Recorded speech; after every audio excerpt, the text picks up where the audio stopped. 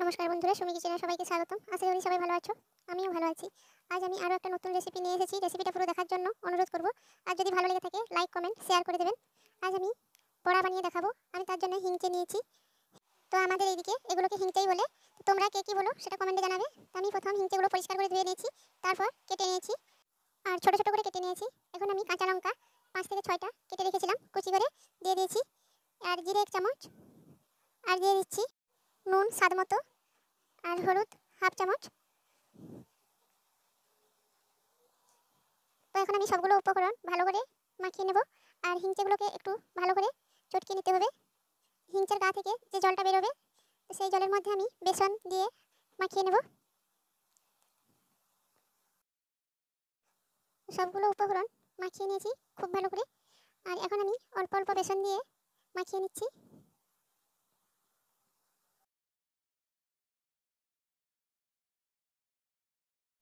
তো অল্প একটু পানি দিয়ে দিচ্ছি। পানিটা দেওয়ার পর আমি খুব সুন্দর করে মাখিয়ে নিচ্ছি।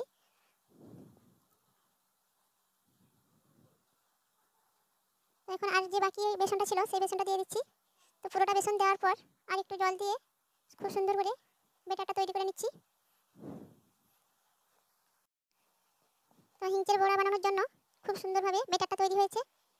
তো এখন আমি এটা 5 মিনিটের জন্য রেস্টে রেখে দিচ্ছি।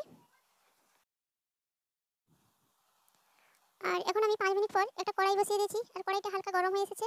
এখন আমি সাদা তেল দিয়ে দিচ্ছি। তো তেলটা দেওয়ার পর তেলটাও গরম হয়ে এসেছে। এখন আমি বেটারটা প্রত্যেকটা বড়ার সাইজে বসিয়ে দিচ্ছি। তো এই বড়াগুলো ভাজার জন্য ডুবো তেল দেওয়ার দরকার নেই, অল্প তেল হলেও বড়াগুলো ভাজা হয়ে যাবে।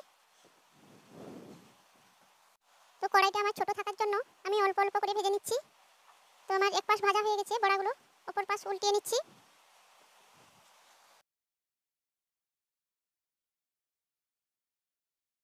তো আমি একই রকমভাবে সবগুলো বড়া উল্টিয়ে পাল্টিয়ে ভেজে নিচ্ছি।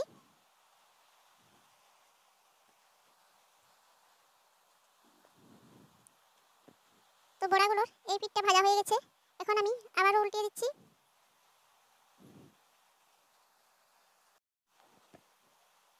তো সবগুলো বড়া উল্টিয়ে দেওয়ার পর আমি একটা বাটি নিয়েছি। তো বাটির সাহায্যে বড়াগুলোকে একটু ভালো করে চিপে চিপে ভেজে নিচ্ছি। আর বড়াগুলো একটু এরকম বাটিতে চিপে দিলে বড়াগুলো ভালোভাবে ভাজা হয়, ভিতরটা কাঁচা থাকে না। আর দেখতে পাচ্ছ বড়াগুলো আমার লাল লাল করে ভাজা হয়ে গেছে। এখন আমি বড়াগুলো উঠিয়ে নিচ্ছি।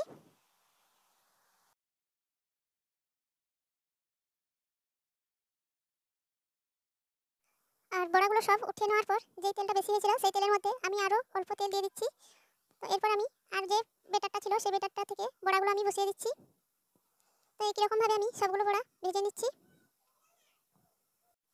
আর এইরকমভাবে হিংচের বড়া ভাজলে খেতেও খুব সুন্দর লাগে, আর শরীরের পক্ষেও অনেকটাই ভালো।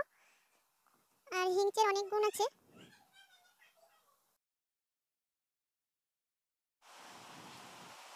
তো এখন আমার বড়াগুলো এক পিঠ ভাজা হয়ে গেছে, অপর পিঠও উল্টিয়ে দিচ্ছি। তো এই নতুন রেসিপিটা কেমন লাগলো কমেন্ট করে জানাতে ভুলবেন না। আর ভালো লেগে থাকলে একটা লাইক দিয়ে দেবেন। আরও এরকম নতুন নতুন ভিডিও নিয়ে আসবো, দেখার জন্য অনুরোধ রইল। আর সবাই ভালো থাকবেন। অনেক অনেক ধন্যবাদ পুরোটা ভিডিও দেখার জন্য।